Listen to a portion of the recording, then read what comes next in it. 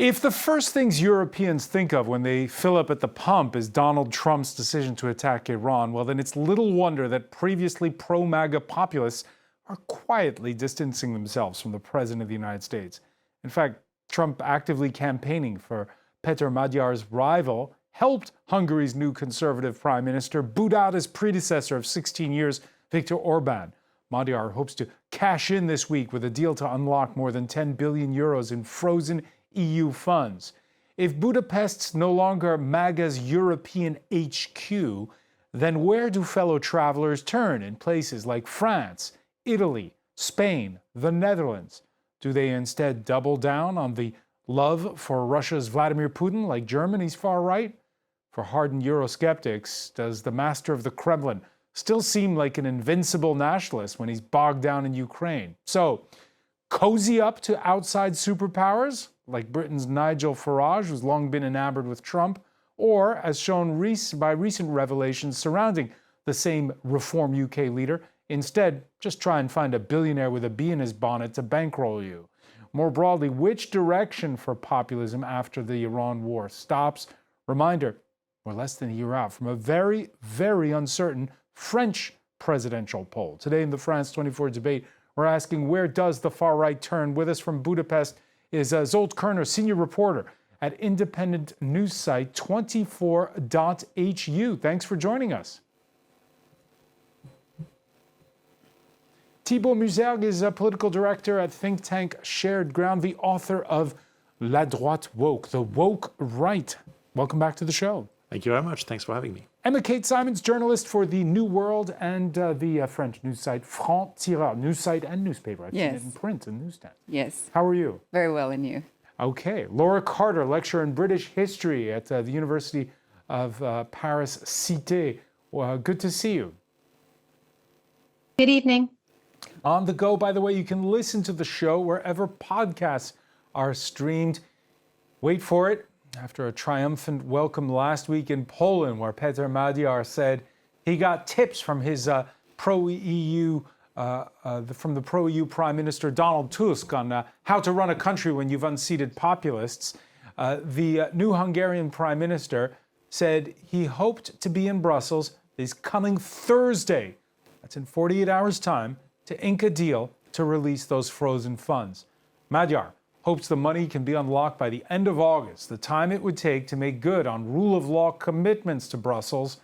This Tuesday, he told the parliament in Budapest that no fewer than 6 investigative committees would be set up to probe corruption under Viktor Orban. Everything from state contracts for family members to the alleged funneling of funds from Hungary's national bank.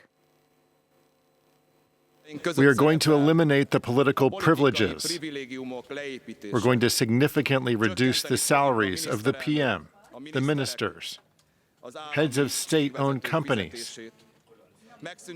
We're going to eliminate unjustified luxury expenditures, blue light use, and political payoffs. A quick technical point. Zsolt Kerner, what is blue light use? Blue light use. So one of the more flashy use of power in Hungary was, I think as you go farther to the east in the continent, it's more frequent for politicians to use like heavy convoys to get from their home to their workplace. I see. Motorcades is what we're talking about. Yes, we had the same problem in France a few years back. So beyond the blue light use, your thoughts on the pledges you're hearing from the new Hungarian Prime Minister? Well, these are the things that got a huge mandate in the election, actually. So, and these are really useful politically, and these are what people actually voted for. So one thing you have to know about this government, that these people, even though they were sometimes members of Fidesz, the previous governing party, they're mostly outsiders, and TISA is a startup, so it's a very small party. They're around a few hundred people at most, and they would need a few thousand to govern.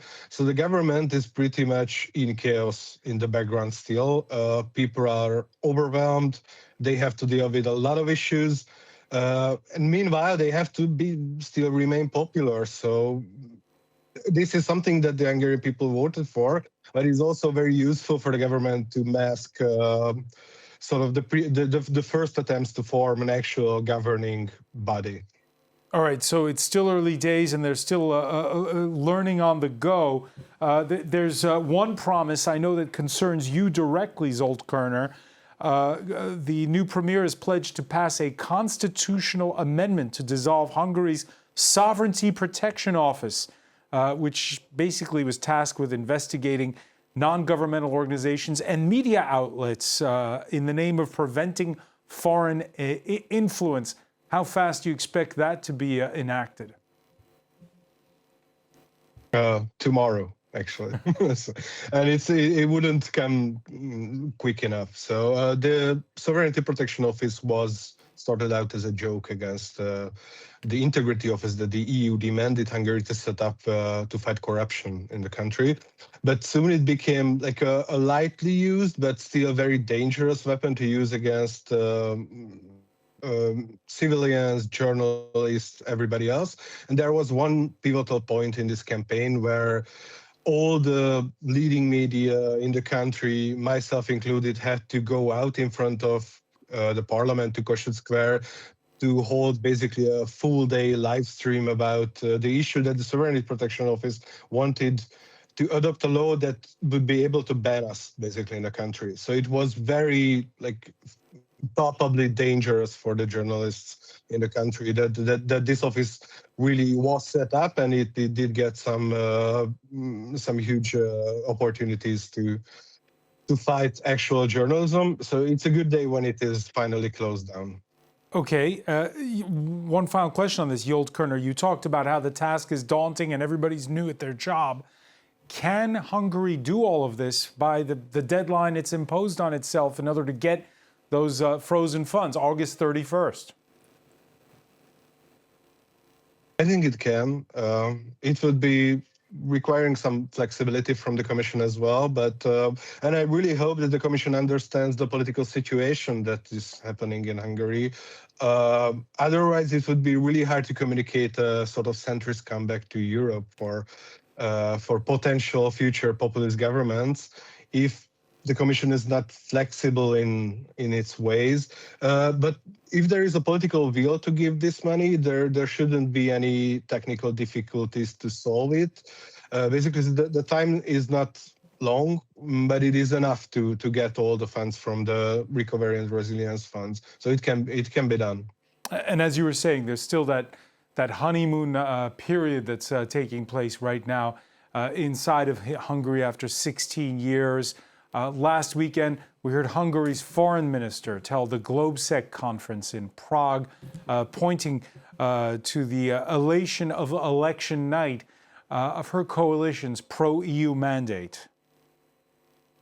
That is what we were hearing when we were standing on stage on election night, that the crowd was chanting, Europe, Europe, Europe. So Hungarians want Hungary to be back in Europe, to be back on stage in Europe, to be back at the negotiating table in Europe. And the same applies also to NATO. Our number one alliances are European Union and NATO, which is also the cornerstone for stability and security. And also the electorate was crystal clear that they want the war to end. The war between Russia and Ukraine, Thibaut Muzelk. Important in those remarks by Anita Orban, no relation to the previous prime minister, is that on Thursday when he goes to Brussels, it's not just with the EU that the new prime minister of Hungary is meeting, it's also with NATO. Your thoughts on what this moment means really for Europe's security, seeing as Viktor Orban was friends both with Donald Trump and Vladimir Putin. Yeah, well, I mean, for Europe, I think it's great news. It's the news of now the family is complete, because we had someone in the team that was playing for the other camp, and it's great to have the Hungarians back. As simple as that. The Hungarian government under Viktor Orban and under Mr. Szijjártó, who was the foreign minister at the time, was clearly now we have proofs basically that they were not only rooting but actively supporting the other team, the Russians. They had been an agent of MAGA, and it's difficult to say whether they were an agent of MAGA or they were influencing MAGA. I mean, the relationship that Viktor Orban over the years had constructed, built in Washington through lobbying firms, was something that was, to be honest, quite remarkable for a small country. And we didn't know exactly where the money was coming from. Now we will probably know, thanks to the work that was going to be done through the Hungarian government. So it will be interesting to see how this changes, because it is going to have consequences. You were showing images of Globsec where I was last week in Prague, and there are going to be consequences on the direction of the far right and of the right in Prague, in Bratislava, all over the region and because further. Slovakia has just taken a far right turn again with the return of Robert Fico. Well, I mean, this is the interesting thing, that Robert Fico does not come from the right, does not come from the far right, and yet he is a populist leader that was very much aligned with Viktor Orban, and now is very alone. One thing that is going to be very interesting, I find, is going to see the trajectory of the Prime Minister in the Czech Republic, Mr. Babiš, who had joined from the Liberals, had joined Viktor Orban and the Patriots for Europe after the last European elections. And now it's going to be interesting to see how Mr. Babiš evolves intellectually. And something tells me that he will not go Orban's way. So in 2026, what's a vote getter? Because what populists are good at is feeling the pulse of the general public usually. What's the vote getter? Well, I can tell you what's the not vote getter, and that's support for Donald Trump. Right now, Donald Trump is putting people out all over Europe. If you have the support of Donald Trump, and we saw that in Hungary, if you have the support of Donald Trump, you'd better hide it, because this is not a sell for European voters. And probably also Australian and Canadian voters, as far as the results in the elections show. And then the question is how you roll with the punches, what a difference an Iran invasion makes. From a French talk show last year, watch the reaction of France's former health minister, Roselyne Bachelot, when the leader of Marine Le Pen's National Rally Party, Jordan Bardella, was asked what question he would ask Donald Trump. À Donald Trump. Où est-ce qu'il trouve toute cette énergie aussi? Vous répétez là, hein. Là, un petit manque d'imagination. Elon Musk. Bien sûr que je souhaite sa chute, mais faut-il envoyer des soldats français ou des soldats des nations européennes sur le sol iranien? Je ne le crois pas. All right, so that's Jordan Bardella just a few weeks ago speaking to French all-news station BFM TV. He's changed his tune. He says, I was never a fanboy of Donald Trump. No, I mean, I think that those quotes about Donald Trump will live in infamy for Jordan Bardella. And it actually was on French public television with Léa Salamé, where he was questioned. And afterwards, he was asked the same question about Vladimir Putin. Significantly, I think he said, I would like to know how far he's going to go.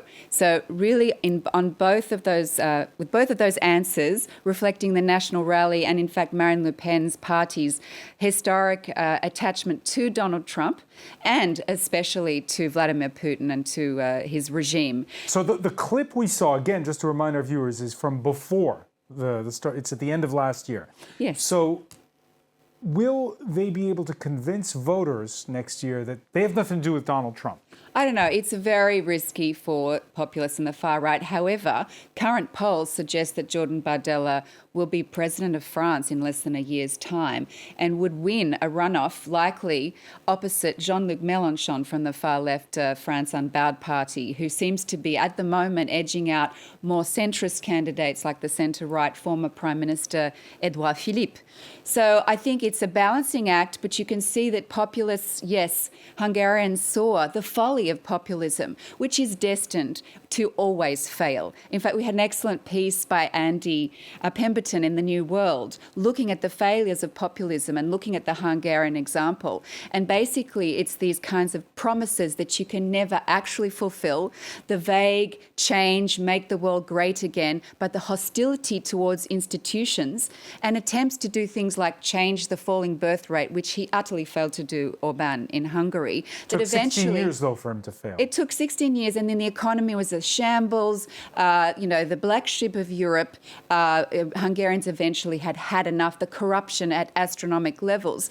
And now it was really like a poison pill for him to have invited J.D. Vance, the US vice president, and to have a message from Donald Trump in the days before that election. It did not go down well with the electorate. So I think Bardella is now positioning himself. I read an article in Le Point suggesting that he's going to be a kind of Friedrich Merz. So he's trying to distance himself at the same time from Donald Trump and the Iran war, but also from the far-right Alternative for Germany and being more of a so-called centrist far-right. But no, this party, we know where it comes from. And we don't know much at all about Bardella's actual position on finance and economics because he struggles to explain himself when questioned. Okay, Laura Carter, Emma Kate Simons knows where the National Rally comes from. Do French voters know where the party comes from?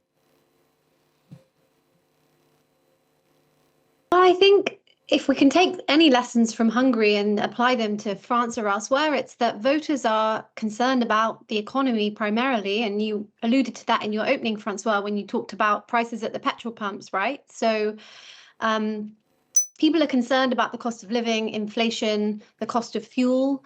And of course, there are bigger issues around things like the birth rate, bigger ideological issues that the French right are trying to speak to. But my guess is it will come down to whether or not they can make people's lives more comfortable. I mean, lots of the recent social movements in France have been around this, the cost of food, the cost of fuel, especially outside of Paris.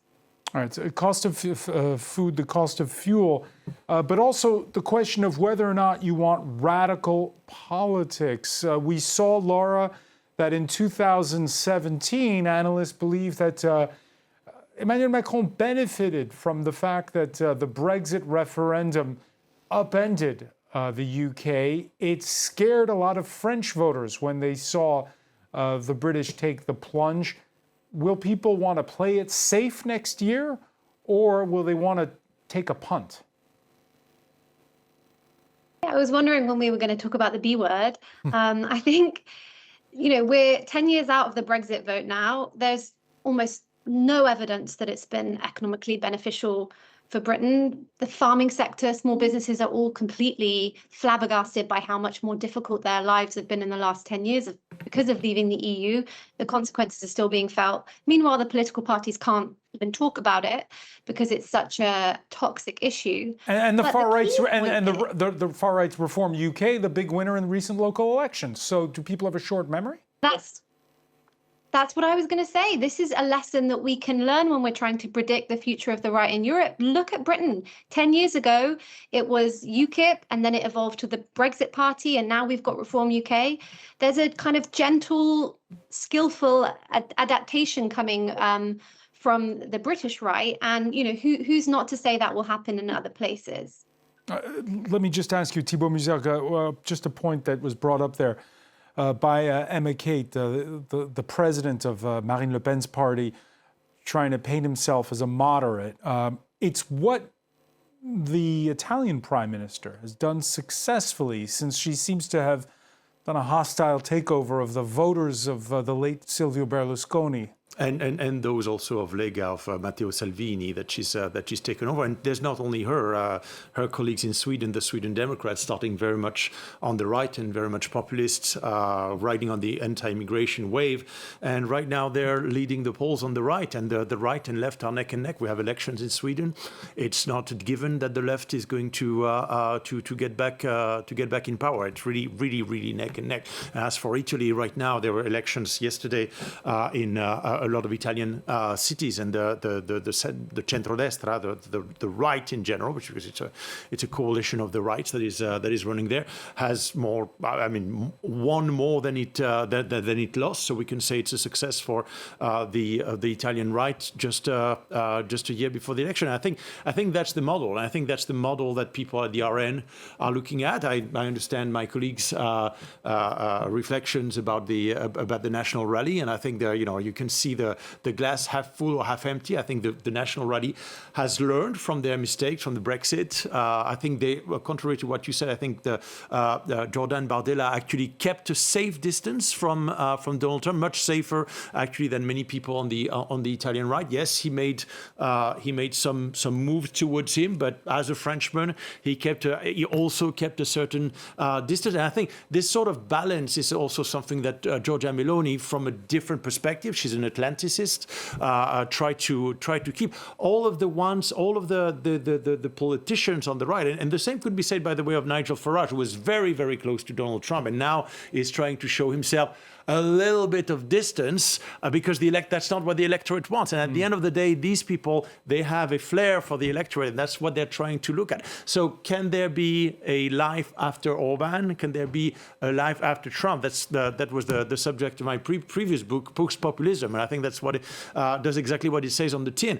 Looking at policies going into normal politics, a sort of normalization of the new right, which is, to be honest, fascinating to watch right now. Last time round that there was a new right that tried to normalize itself, it had two great vectors, which were Margaret Thatcher and Ronald Reagan, and we're going to have to see if that is going to be the way that they're going to take, a sort of normalization of the right, or whether it is going to be more Trumpism, and that project, I believe, is doomed to fail.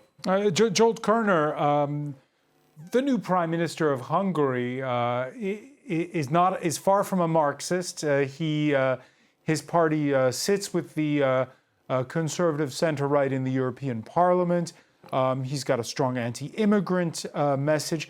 What's the fault line, if you will, that determines whether or not you're frequentable or not? We talked there about Giorgia Meloni perhaps blurring the line. What is that fault line?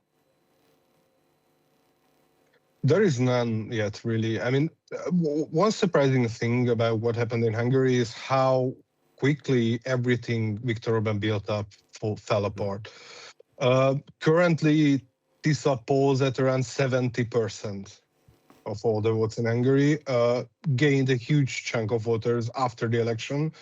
The opposition is non-existent. There is an old opposition that TISA also finished with when it started to run, and there was the previous government, and it also finished it. The one fault line can be inside the supporters of TISA, because this is a big tent coalition. It involves everybody, from progressives and liberals to rural nationalists to patriots to old socialists, everybody. And basically, Peter Magyar has to govern in a way that's liked by everybody. And he has his eyes on Italy. His first official visit was to Warsaw, but his first unofficial visit after he was elected was to Rome, actually, to meet with Giorgia Meloni. So she should be sort of a mentor to him, probably in how to organize everything.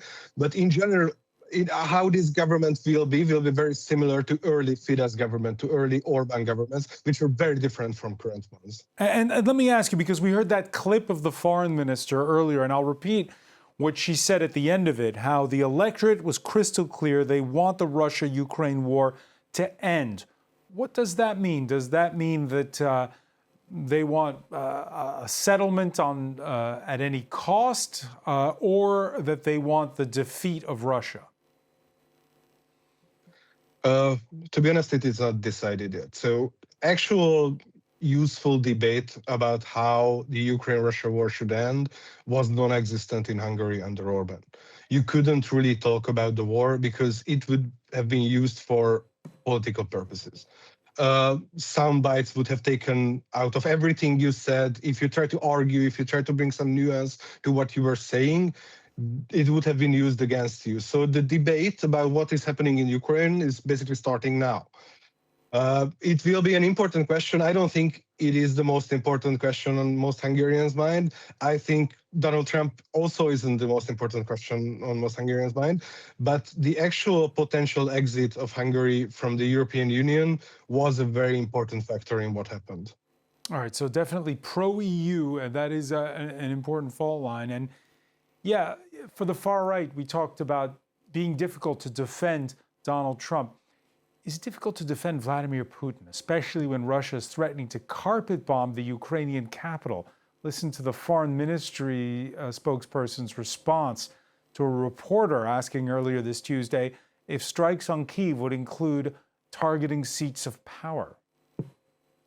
Well,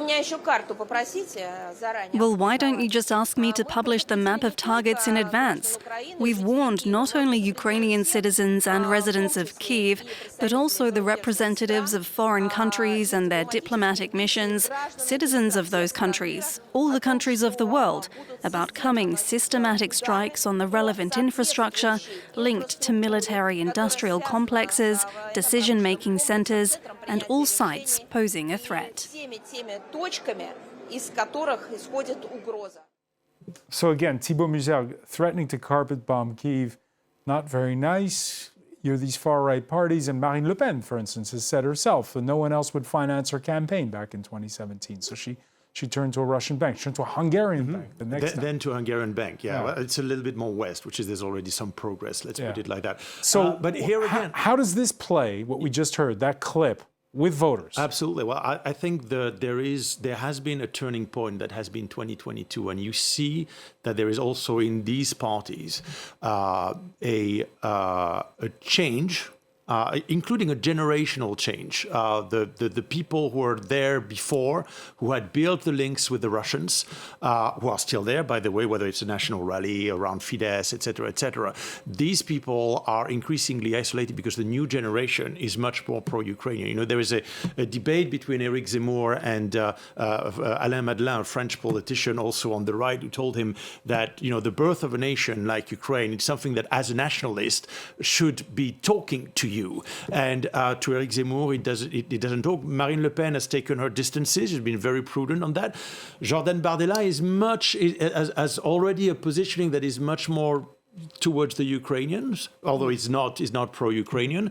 If you look again in Italy, he talks about France's strategic autonomy. He talks about the fact that France has its force de frappe. It's no longer pro-Putin, because the image of Vladimir Putin as the great power, the great maker, etc., is totally gone. He went from the chess master to the gambler who continues gambling until he gets what he wants, and that including in the voters of the far right. There has really been a change in how far-right voters in places that's not the case everywhere. Germany is a separate case, but in places like France and Italy, people like Vladimir Putin are viewed in a very, very, very different light, and that's starting to show inside these far-right parties, and more particularly on the newer generation that are not tainted with the cooperation or collaboration, if I dare say, with the Russian authorities in the 2000s and the 2010s.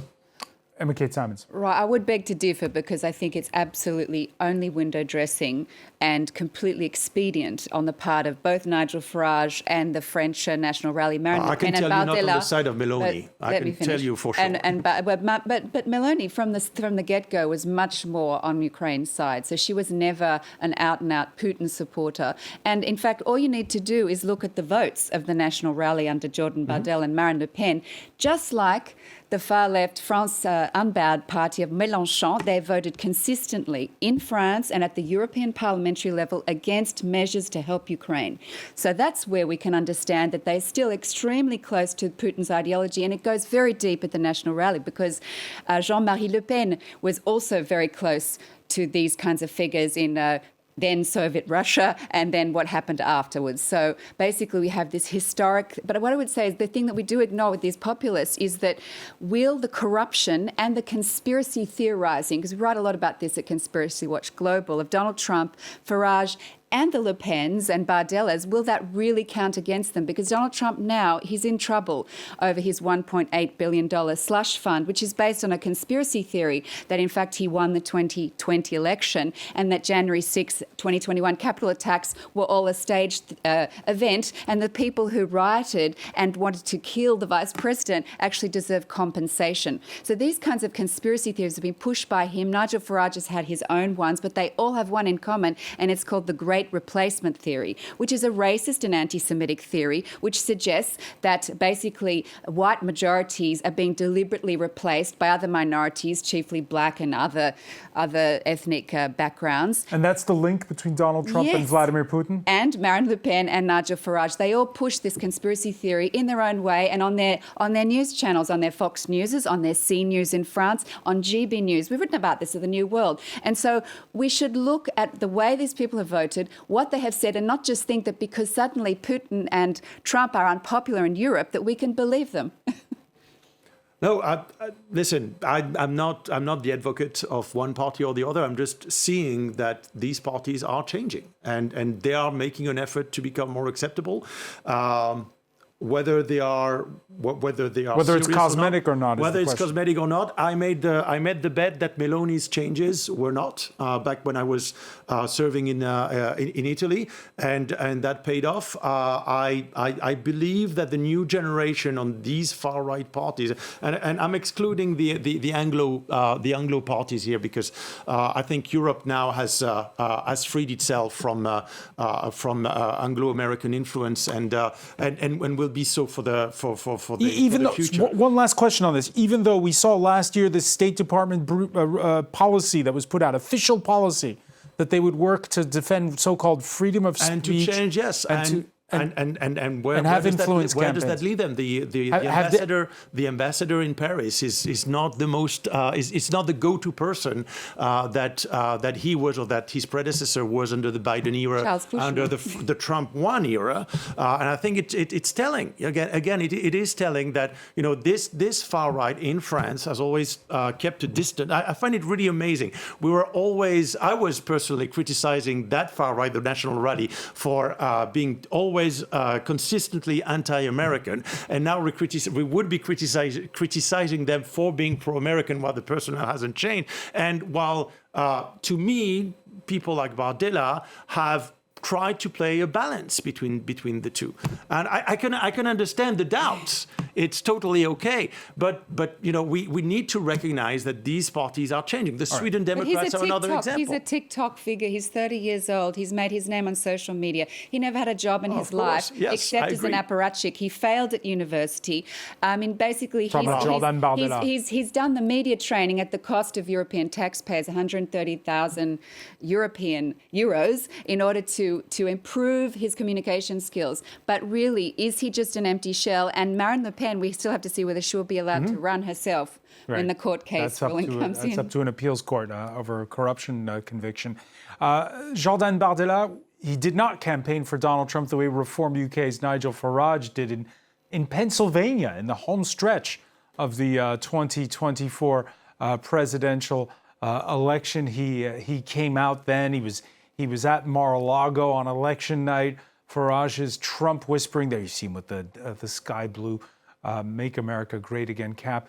His Trump whispering days may be over since the Iran war.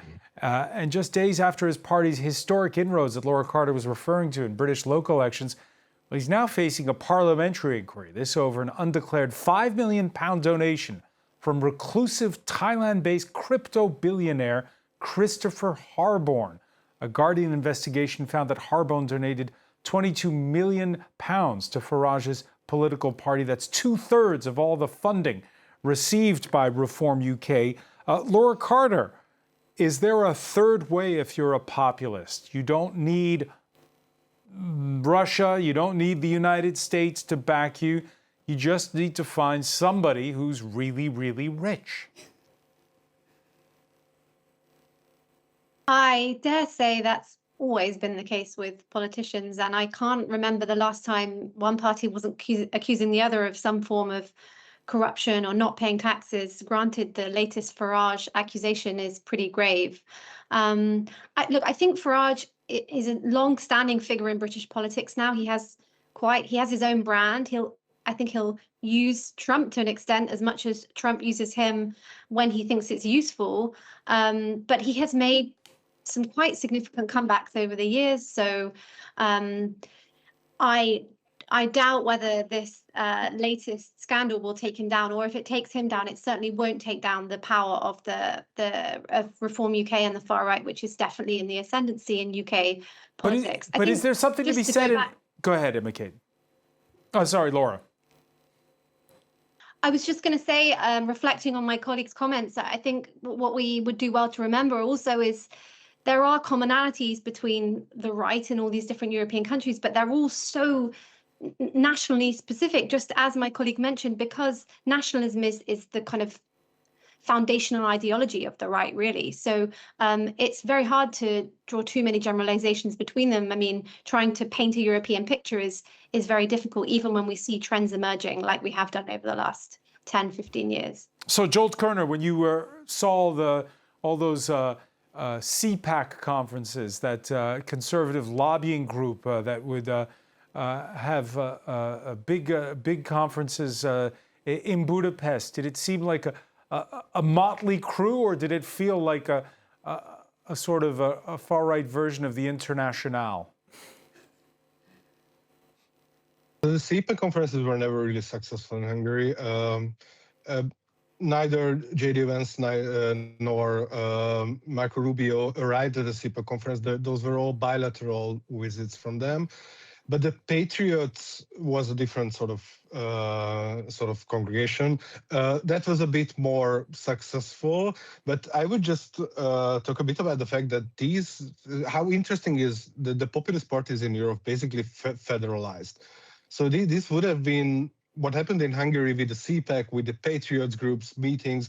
This would have been unimaginable 10 years ago, when before Brexit, everybody talked about wanting to leave the European Union and wanting to destroy it. And now everybody talks about taking over it.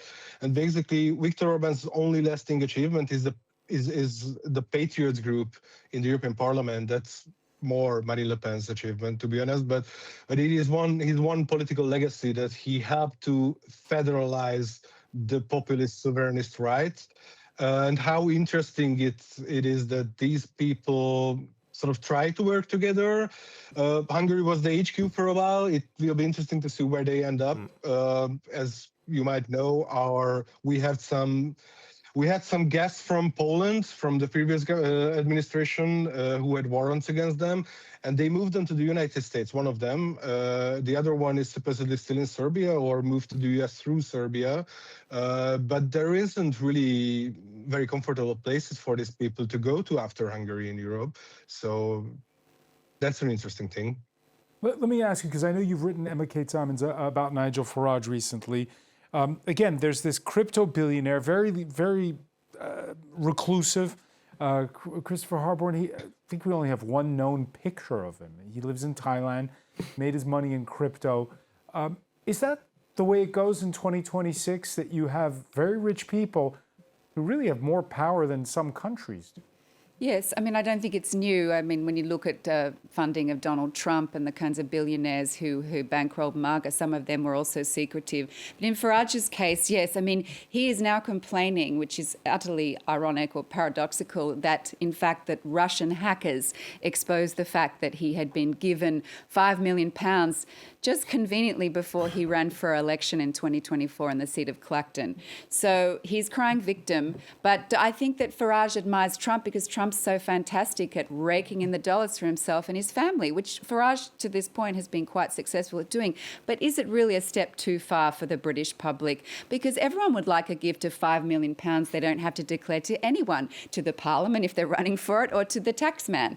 Right, so that could come back to haunt him, you say. Thibault Muzelk, here in France, we had a shipping magnate who decided late in life that he wanted to espouse his traditionalist Catholic views. He bought a all-news television station, Vincent Bolloré. He's bought a bunch of media outlets, and he's now a media mogul, and he could have outsized influence on next year's presidential election. He's going to try, but I'm not sure he will. I mean, social engineering, which it's actually an interesting thing because we on the right often accuse the left of being social engineers, and it's interesting to see how this woke right has taken all the codes of the woke left and basically applied them. So there is social engineering, and the problem is that social engineering takes a lot of time to happen. I mean, even Viktor Orban has not managed to completely change the Hungarian people over all these years. So Vincent Bolloré is going to have is going to need a lot of time. In Vincent Bolloré, there are other millionaires who are getting into the political fight. Because you heard Emma Kate talking about TikTok. So, well, I mean, we could talk about. Can he control? Can Vincent Bolloré sort of capture the algorithms of potential voters? Yes, and that can be, that can make the difference on a campaign in which the difference is very short. I think we have the example of the United States and the role of Elon Musk and X in the past election, of course. But at the end of the day, it might tip by 1 or 2 points, but at this stage we should not overestimate the influence of the Catholic right in particular of the Catholic right, because what we're seeing right now is that outlets like CNews are actually losing viewers right now. So they're not. It's not really working the way Fox News is working. Fox News worked, didn't it? I mean, Fox people News worked say because there's no Donald Trump. Because they produced what people wanted. If you are producing ultra-Catholic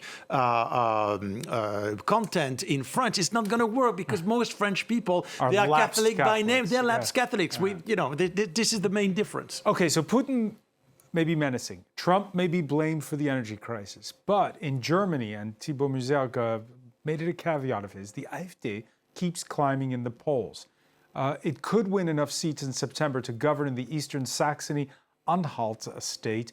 And over there, they're not blaming Donald Trump for the energy crisis, it seems. Everything is getting more expensive and nobody is doing anything right. Fuel prices, what the government decided, it's all a disaster. What was supposed to work hasn't worked. So there's this idea that, I'll put it to you, Jolt Kerner, that if you're in opposition, that gives you an advantage in 2026. AfD's never been tested in power. At the end of the day, is that the winning ticket? So just after the Hungarian election, I talked to Timothy Garton-Ash and asked him whether he sees what's happening now as a trend in Europe. Basically, his answer was that this will not have any effect on populist parties that are in opposition. Because basically, this is the era where everybody in government suffers and everybody in opposition gets a boost. And that is sort of what Peter Magyar did. So Peter Magyar didn't really talk about foreign policy at all. He visited all the smallest Hungarian villages, and talked about domestic affairs, talked about how the Hungarian state is not working, talked about inflation, talked about the economy. And the only reason Viktor Orban talked about foreign policy is that he didn't have any successes in domestic policy to talk about. So if he had the chance to sort of show up some successes that he had in domestic policy recently, he would have been talking about that. But he didn't. There was no economic growth in Hungary for the last 4 years. And I think it would be a useful thing to deduce from what happened in Hungary, that economics matter and matter even more than we have thought before. All right, so the energy crisis may not be blamed on foreign countries come election time, and all politics are local. Jolt Kerner, I want to thank you for joining us from Budapest. I want to thank Laura Carter, Thibaut Magyar, Emma Kate Simons. Thank you for being with us here in the France 24 debate.